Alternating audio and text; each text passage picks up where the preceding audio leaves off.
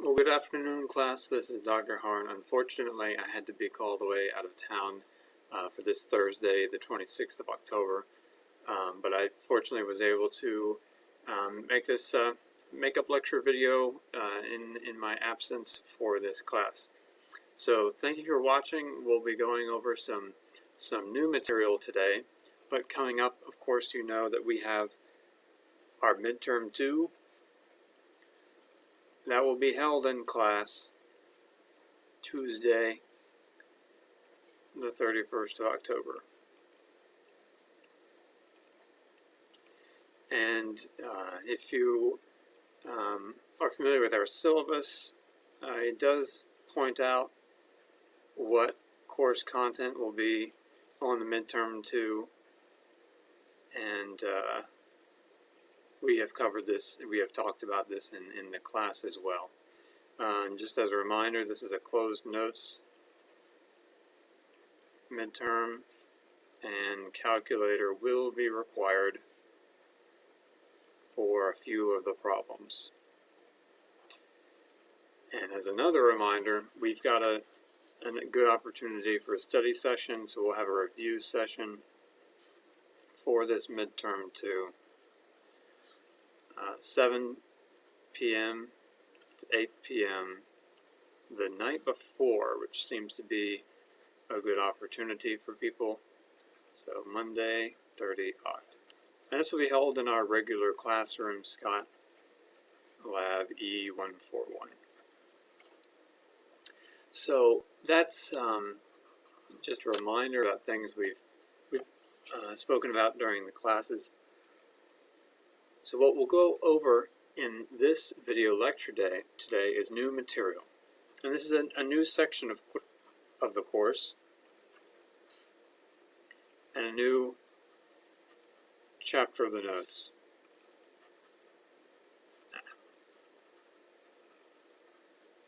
And new chapter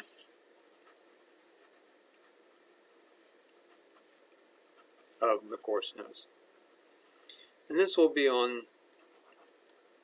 the acoustics of rooms.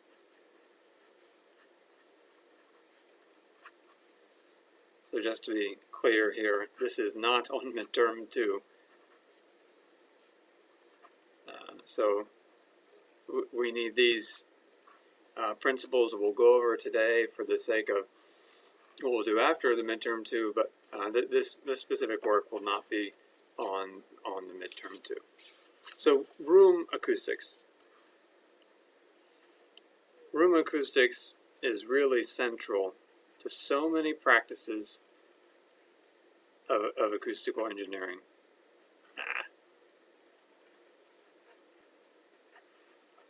To many practices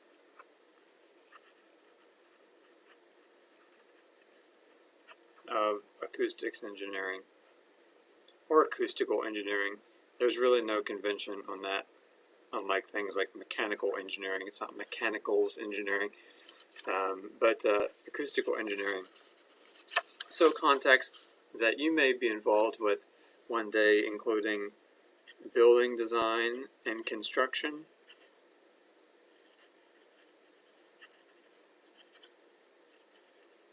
he governs a lot of the decision making there. Assessment of noise exposure and regulation.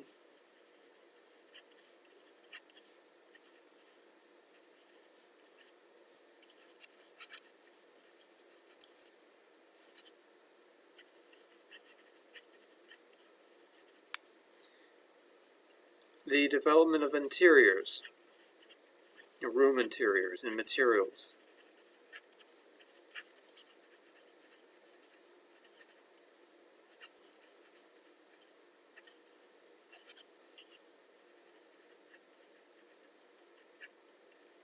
And of course, the development of specialty rooms, like concert halls and recording studios.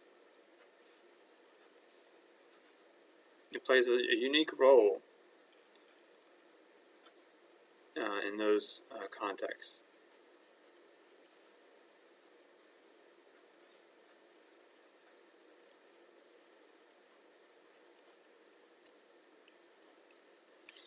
And there are many other reasons that room acoustics are very important in engineering practice.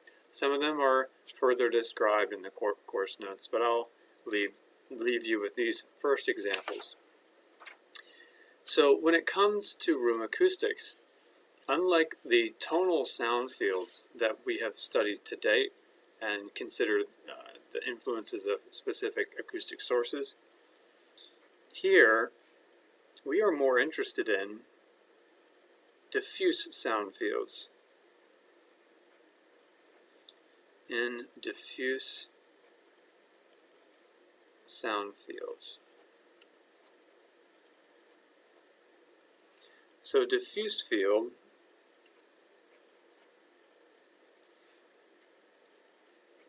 is defined by the following characteristic. The flow of energy, acoustic energy, to be specific about that, the flow of acoustic energy is equally likely to occur in every direction.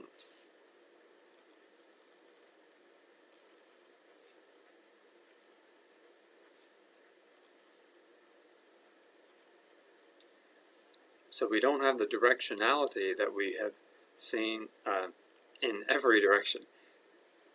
So we don't have the directionality that we have seen with some sources, for instance, combinations of point sources or dipoles and so on, that may have very directed and focused sound fields. Here, a diffuse field is basically random energy everywhere.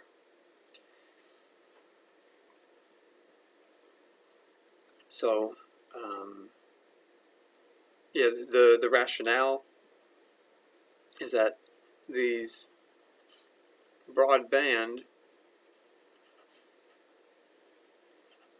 sound fields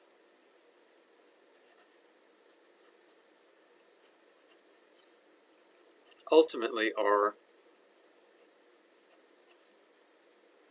our means to assess noise in the environment.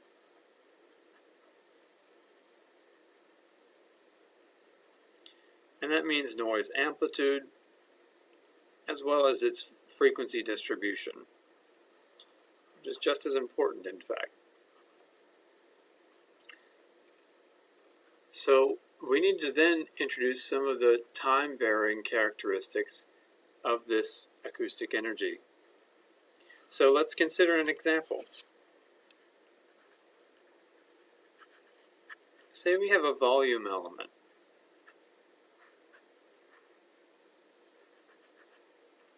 And this volume element is in a room where the element has average acoustic energy density. Average acoustic energy density that we will denote as capital E. So that the total energy in this element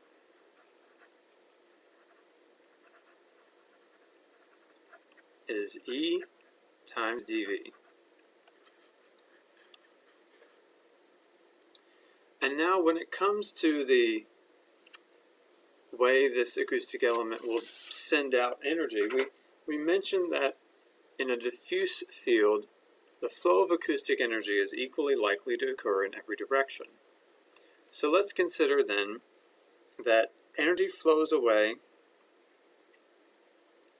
from this element, and by some radial distance r, that energy has encompassed a surface that would ultimately have a surface area of 4 pi r squared. But let's consider just one surface at the boundary of this room. So let's consider a room boundary.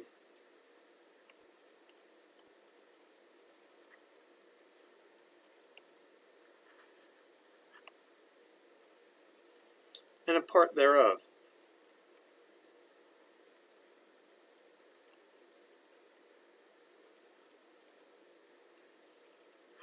And we'll call this capital delta S. So this is an element surface area of boundary. So due to this volume element in the room, we have from a radial distance r a projection of the sound energy onto this element.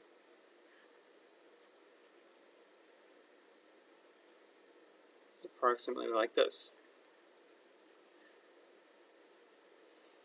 And if we define the following, where we have some angle theta of that volume respecting the normal of the surface, then this projection component is approximately delta S cosine theta.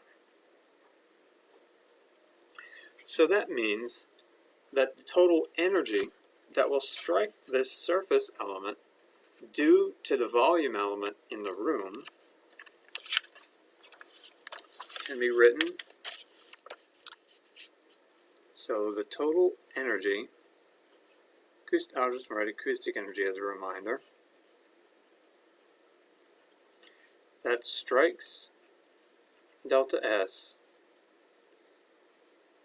can be written as E times dV, so that's the total energy, divided by the whole surface area that after a distance lowercase r the energy has propagated, so the total surface area, multiplied by the contribution of that projection, del S cosine theta. Now this practice can be extended to 3D. So extended to 3D,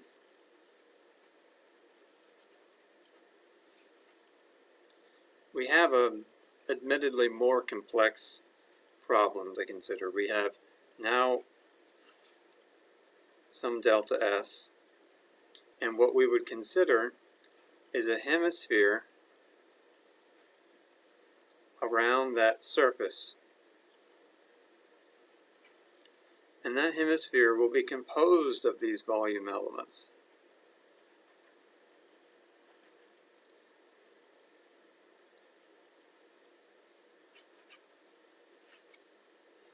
And if we do some geometry here,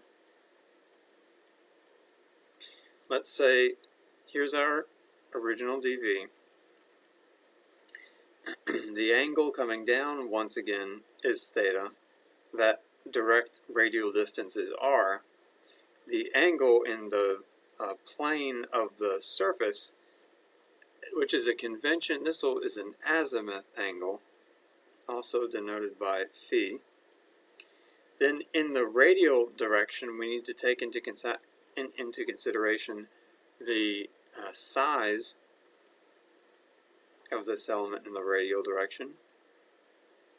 And we can do likewise for the other direction, other dimensions of this volume element, whose mathematical expressions are fairly complex, and I will direct you to this schematic here on page around 113 in the course notes, and the full derivation there. It's otherwise very lengthy. And the details of that are not of great significance of the mathematical derivation, in my opinion. So once we take the integral of this energy striking the surface from around the hemisphere, so integrating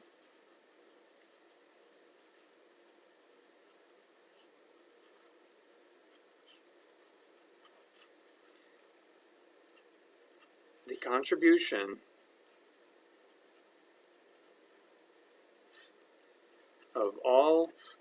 dV over the hemisphere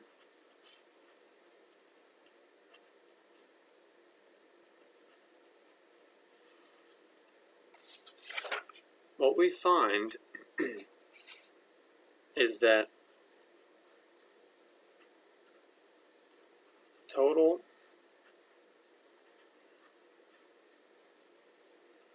energy per area is EC on 4, where C is sound speed. And it also the distance the waves travel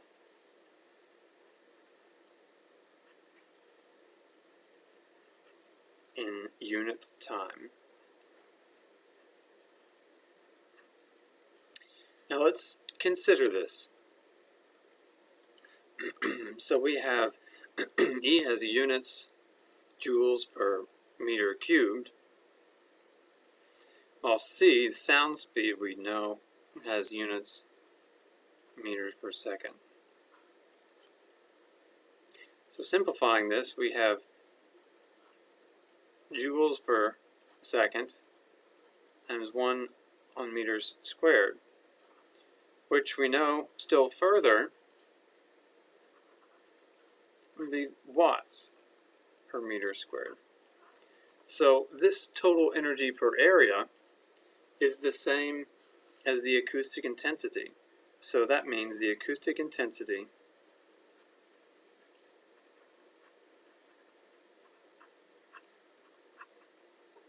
of a diffuse field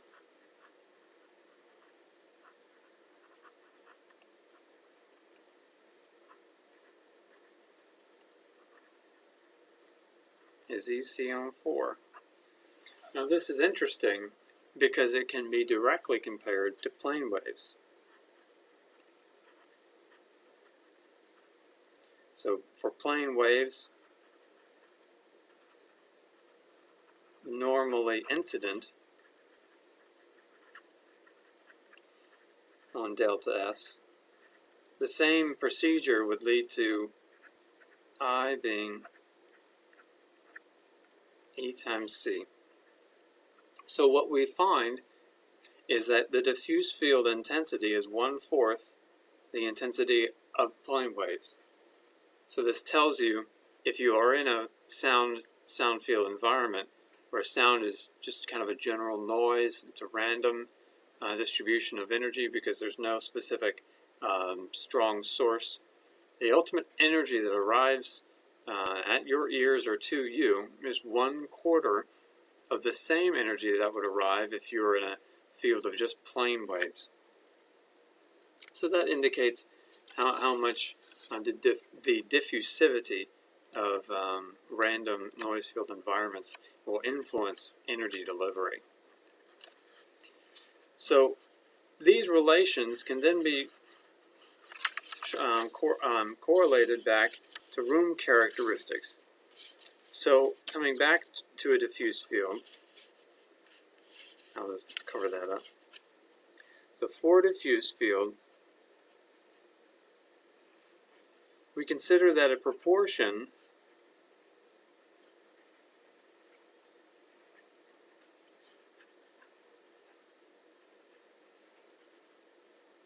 of the acoustic energy is absorbed by the surfaces in the room.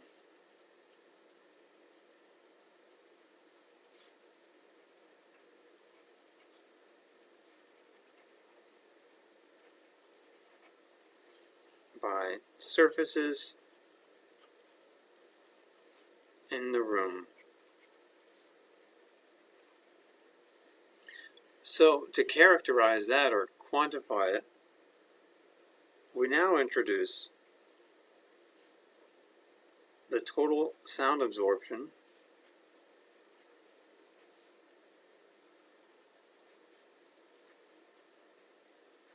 that we write as a capital A. And the units of this, for reasons we'll see in a moment, are meters squared.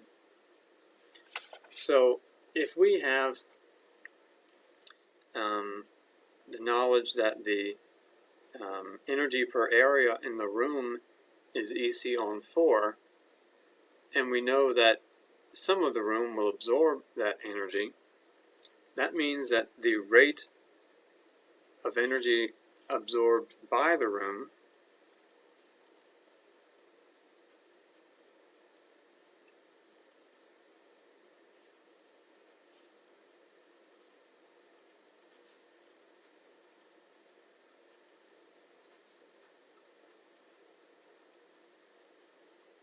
can be written as A times EC on 4 for a diffuse field.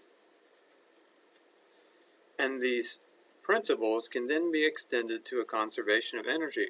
We have just about everything lined up. So, using a conservation of energy,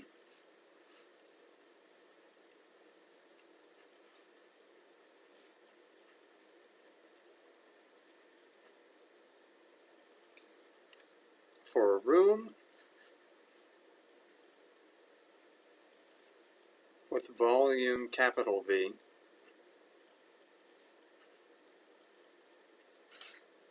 the total rate of energy flow into the room, which is also the sound power, so the total rate of energy flow in room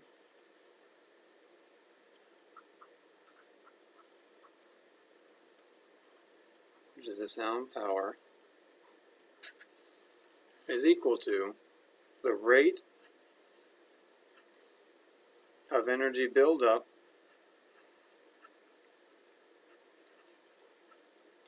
and the rate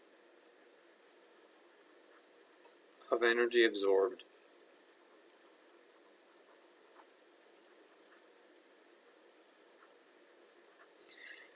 So the rate of energy absorbed we have just above here, whereas the rate of energy buildup can be expressed as the volume times dE dt. So the sum of these two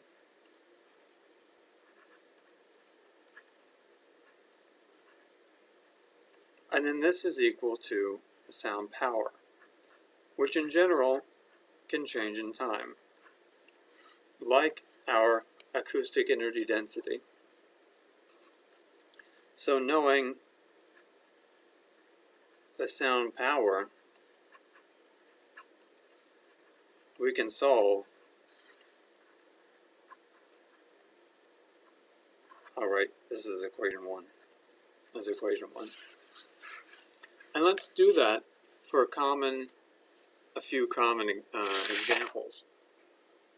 So for instance, if the sound power was suddenly turned on at time t0, whereas before it was originally 0.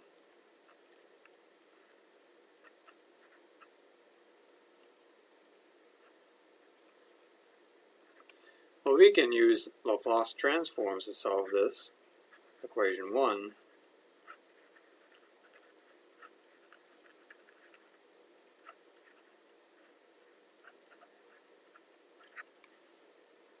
And what we would find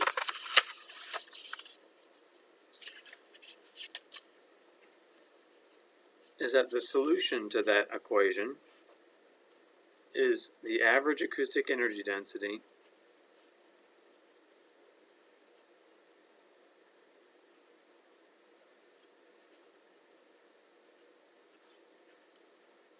can be written as 4 capital pi, the sound power of that source, divided by the total room absorption, divided by the sound speed, multiplied by 1 minus e to the minus t on tau e, where tau e is a time constant. You're probably familiar with this type of relationship for first order differential equations. So here the time constant is related to the room characteristics and absorption.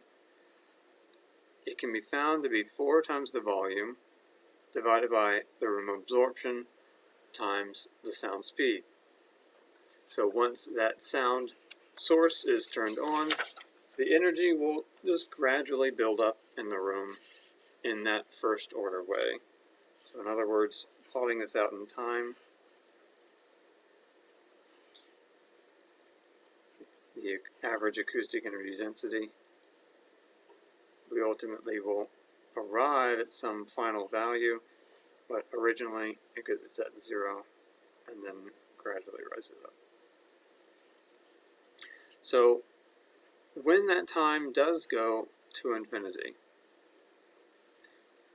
we can use the final value theorem on this equation, or just look at the result and assess that we'll ultimately have a final or steady state acoustic energy density of the room of 4 times the sound power of the source multiplied by the total sound absorption in the room and the sound speed. So this is a steady state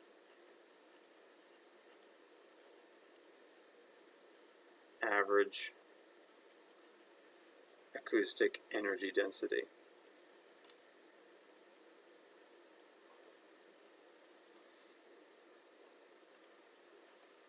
And note one thing here. This has nothing to do with the volume. The room volume only plays a role in terms of the rate of sound buildup. So this final value is strictly a function of the absorption in the room, what's going into it, and the fluid media, so the sound speed. So the volume does not play a role here. But what about if the sound source was turned off?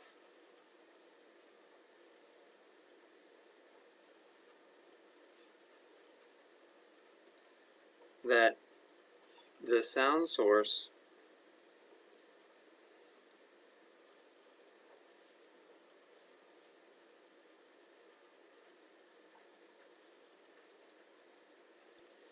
after a steady state acoustic energy density has been reached.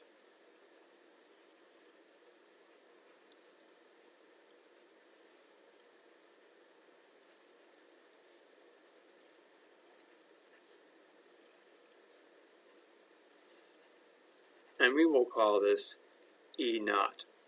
So say it was an old final value that we had computed. Well, we can again solve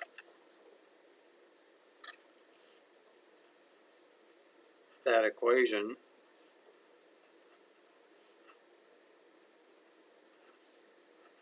and find that the acoustic energy density is the initial value e to the minus t on tau e.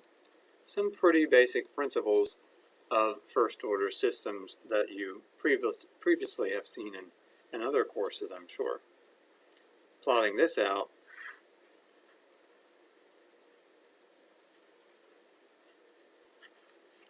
we have our original steady state value,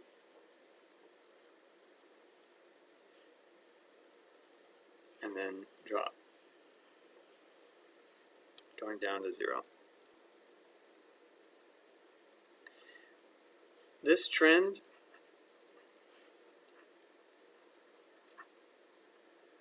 is critical to the qualitative character of rooms. It may seem very simple, but this type of transient behavior is very important to us in terms of communication and whether or not we would say we like the room. So this allows us to define the reverberation time.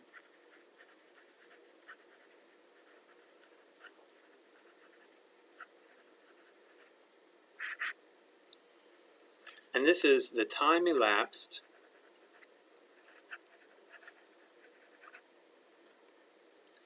after the sound source is turned off.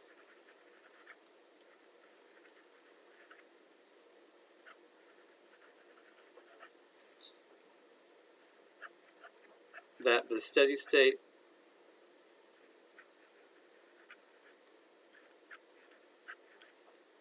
SPL has dropped by 60 dB.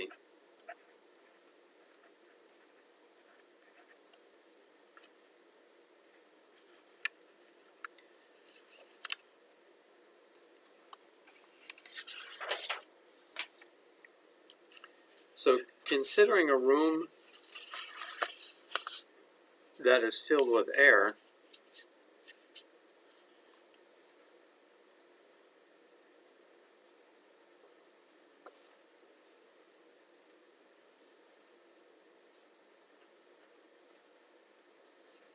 and considering our equation here,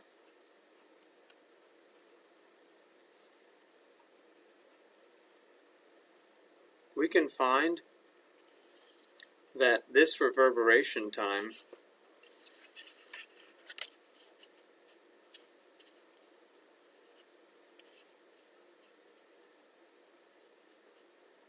is expressed as what we have here is T60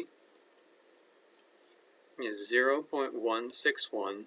These numbers come out of the fact that we are considering air times the room volume divided by the total room absorption.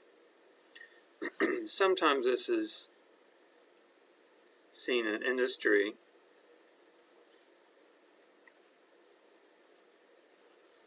as RT, which is the same thing as T60. So reverberation time. So if you are in an industry practice and you see RT, they are referring to T60. Some industries only use T60, so it kind of depends on where you're working. So this reverberation time depends on the room volume now, and it depends on the total room absorption. Currently, we have just considered a single value here, but most rooms are made of multiple surfaces. You may have a ceiling that is different than the carpet, that is different than the glass panes on the window, and so on. So here, if we consider a total surface area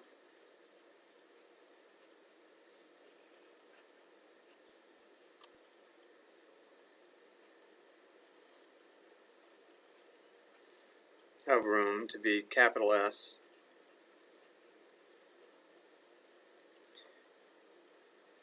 we define then the average Sabine absorptivity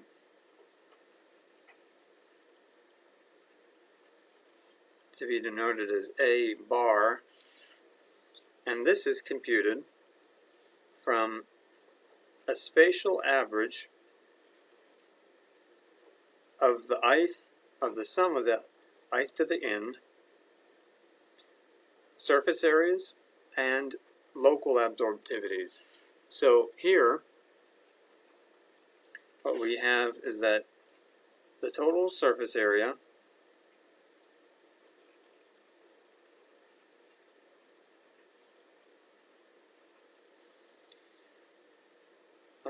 is our spatial average, where our individual terms here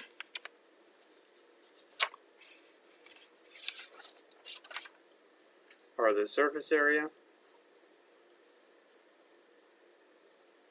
and absorptivity of surface I.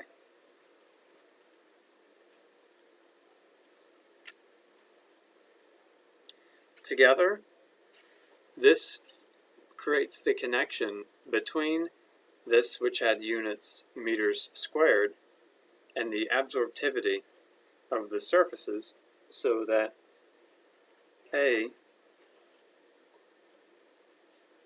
is S times A. These absorptivities will be bounded from 0 to 1 for most acoustic surfaces. So this can be described further, or rather I can use this relation here to connect that. That means T60 is 0.161 the volume times S on the absorptivity. These terms, the absorptivity is sometimes termed the absorption coefficient, depending on where you're working, really. It's one of the multiple conventions here as we talk about room acoustics, where different groups will use different notations. So the absorptivity or absorption coefficients, the meaning of these is that when the absorptivity is 1, the room is totally absorptive.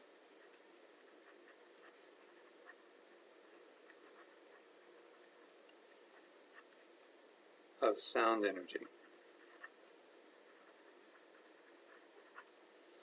Also, this means there's an opening, which is the same thing effectively.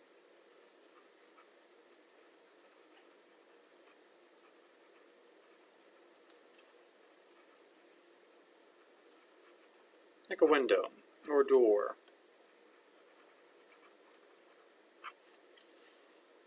The alternative is, or the other extreme, is that the absorptivity is 0, so that the room is totally reflective.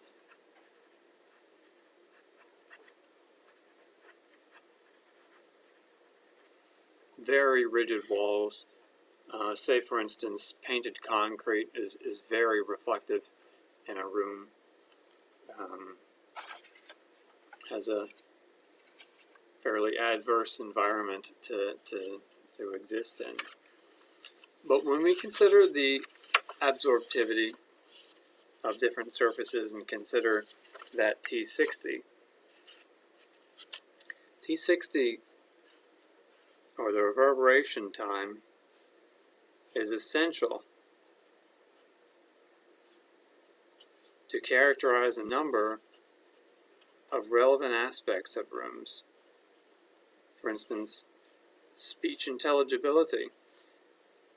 A room that has too long of reverberation time is generally very difficult to understand the speakers within, and so speech intelligibility is strongly governed by the reverberation time. That could also characterize annoyance. Say, for instance, the reverberation time is too long, and you're trying to listen to someone. You can't understand them because their own direct sound is being mixed with reverberations. It also governs ambiance, something that's important for theater, concert, and those types of events, and more. And so generally rooms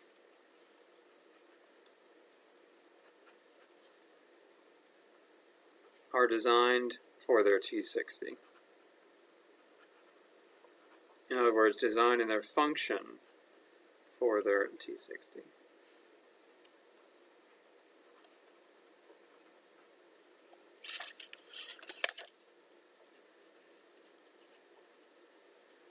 So in the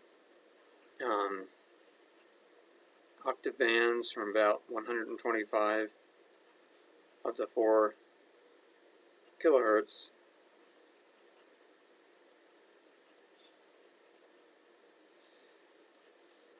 if you have a classroom, that T60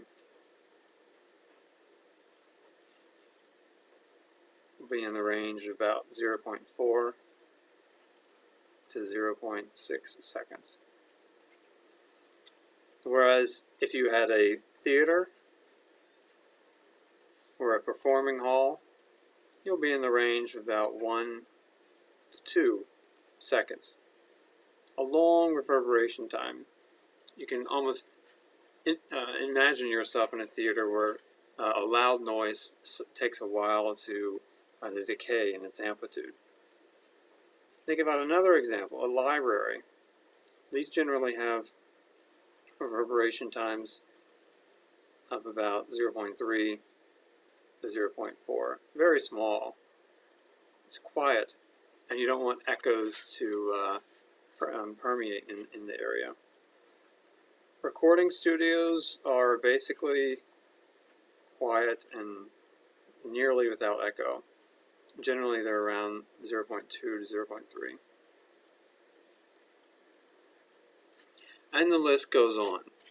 But the important thing here is that these numbers are general guides.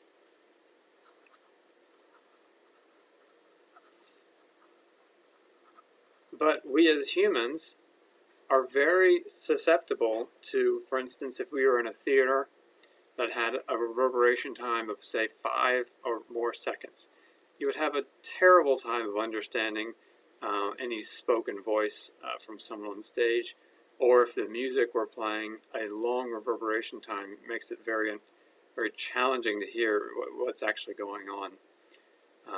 So a recording studio with the same, an exceedingly long reverberation time would ultimately lead to bad recordings. It would be kind of a cacophony of sound. And so these are general guides, but we as humans have lived long enough that we expect. We're in a classroom, we have a short reverberation time. These are almost ingrained into us from experiences. And so this is very important towards yielding these characteristics of rooms. So if the T60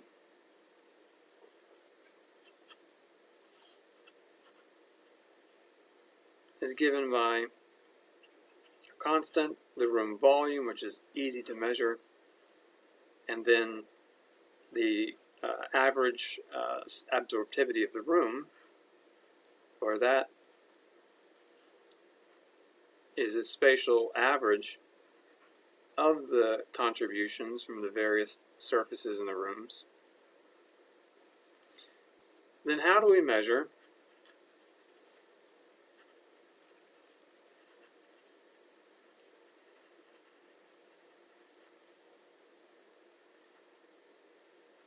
either this, the average absorptivity, or the absorptivity of just one surface? Well, in brief, we measure the reverberation time before and after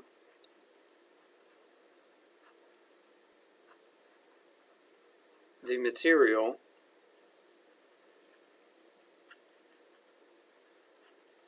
with that absorptivity is placed in room.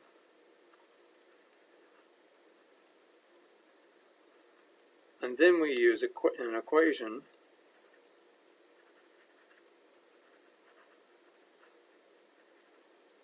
to actually compute that absorptivity.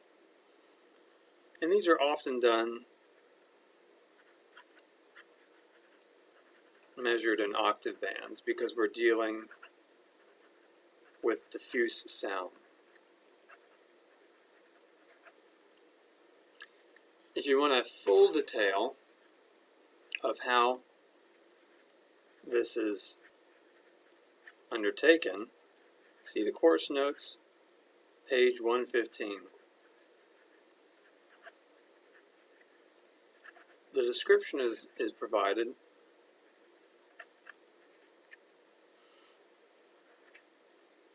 and the equation is there as well. I encourage you to read this. It's just scrolling down here if you don't mind. It showed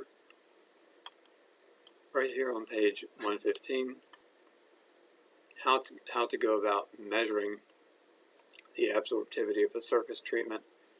The techniques described right there, and I encourage you to read that to understand how it's done and to be able to use this type of equation in given problems.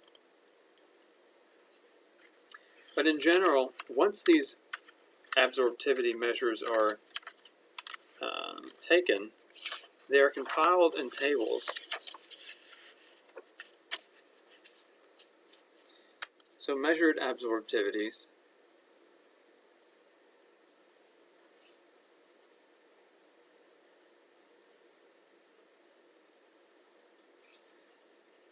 are taken in octave bands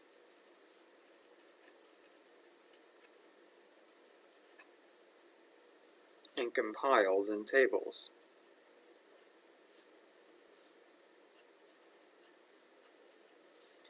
Like table 16 of the course notes.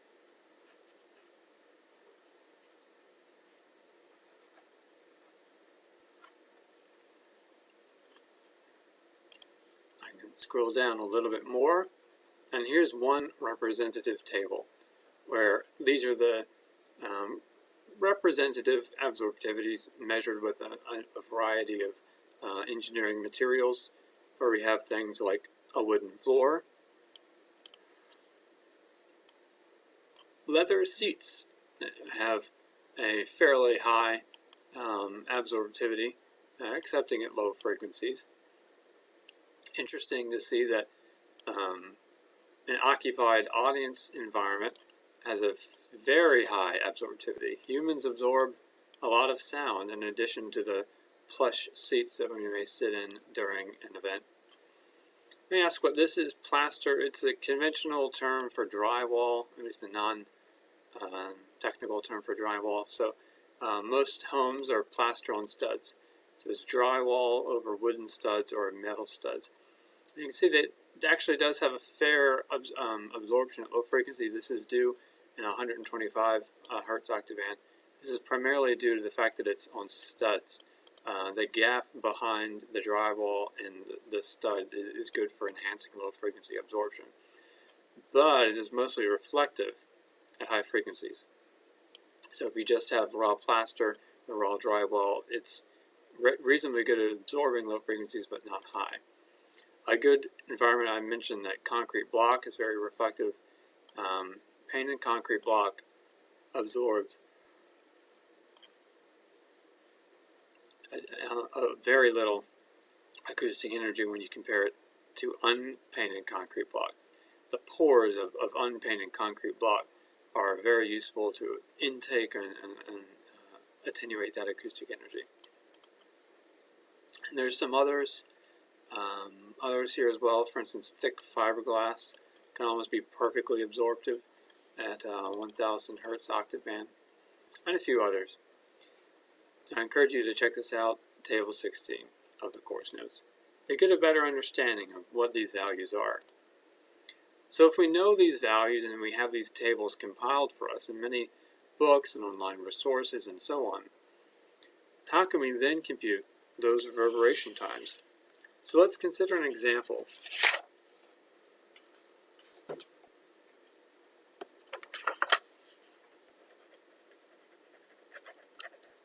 Let's consider a room.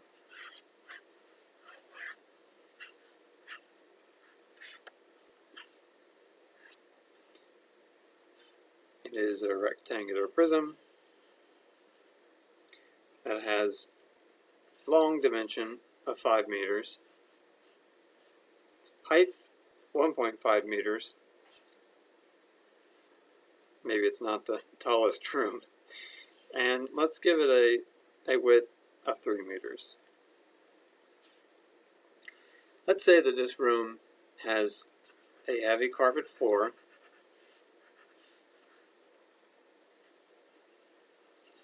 we'll call it carpet on undercarpet. Undercarpet is You may not know it, but most carpet has something, a pad that's underneath of it. This does several things regarding thermal control as well as acoustic insulation. It's also more comfortable. And then let's say all walls and the ceiling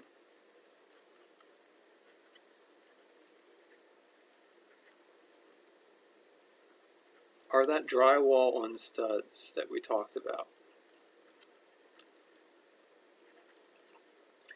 And here our goal will be, considering this room, let's find the reverberation time in the 500 Hertz octave band. A very common octave band for human communication. So what we will need to do is turn to tables where these values of absorptivity have been compiled. So let's create our own table. Let's say we have a line for drywall on studs and carpet on under. I'll say that. And let's create a segment for the absorptivity and the associated surface area.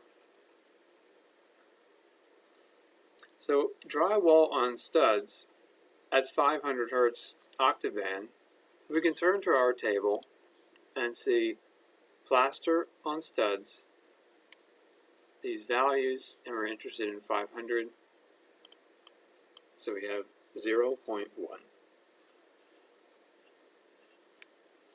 And let's do it for carpet on undercarpet, 500 Hertz. Carpet on undercarpet. Carpet heavy on undercarpet, 0.55.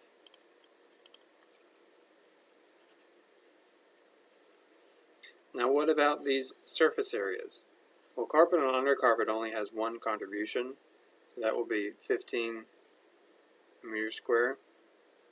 Whereas drywall on the studs has several. There are two of these 1.5 by 3s, the wall ends, so room ends. There are two of the 1.5 by 5. And then there's the ceiling, which is another 15 or 3 by 5. That will give a total surface area of 39 meters squared. So let's compute the average absorptivity, which is 1 on the total surface area times the sum of the individual surface areas and individual absorptivities. And what we will find is that this comes out to be 0.225 at 500 Hertz. I'll just be clear.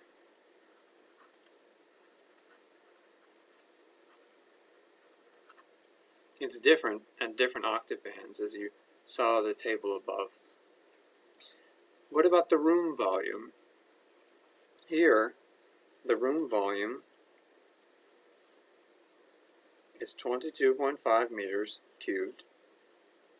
Of course, it's just 1.5 meters by 3 meters by 5.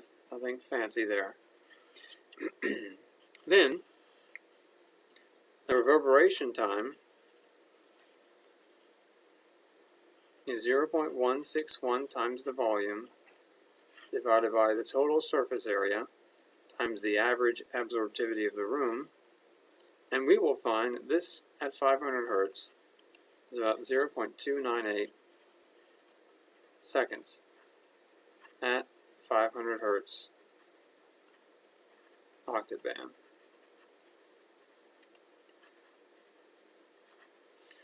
Which is fairly brief for a room that has just one heavy carpet floor, whereas the drywall is mostly reflective at this frequency.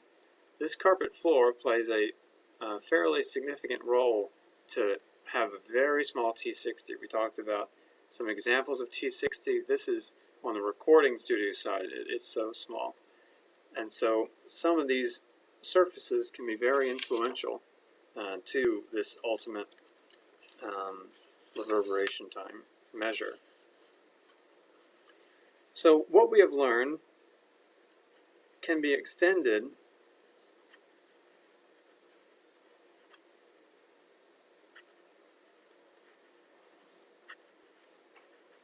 to SPL.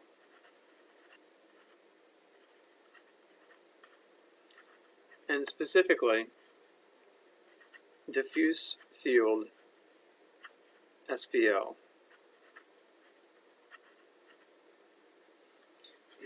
So there is a meaningful derivation behind this, or rather, I shouldn't say meaningful, they're all meaningful, but there is a lengthy derivation behind this. It's sufficient to remember how to compute diffuse field SPL. And so the full derivation is in section 7.2.1 of course notes. But the result is that the diffuse field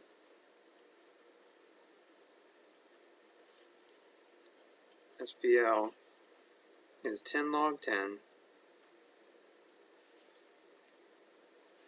and then the ratio of 4 times the plane wave impedance, or rho naught C, times the acoustic power, or sound power, divided by the total room absorption, divided by P ref squared. So ideally, if you had a sound level meter,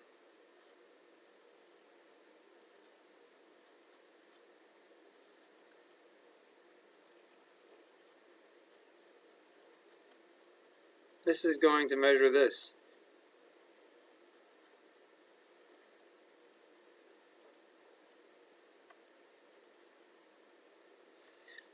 Because you're in an environment where there's, overall a given acoustic energy density in the room, and your sound level meter should be able to measure just what that level is.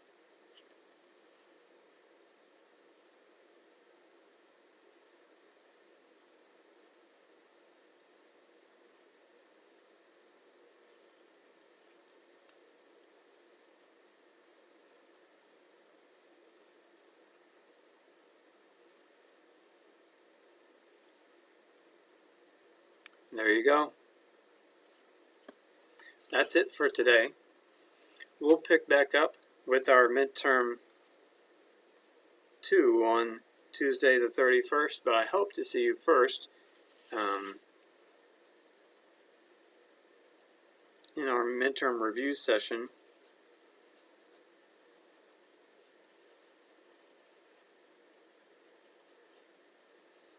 Monday, the 30th of October, 7 p to 8 p in the Scott E141. Until then, feel free to shoot me an email, and I hope to see you at the review.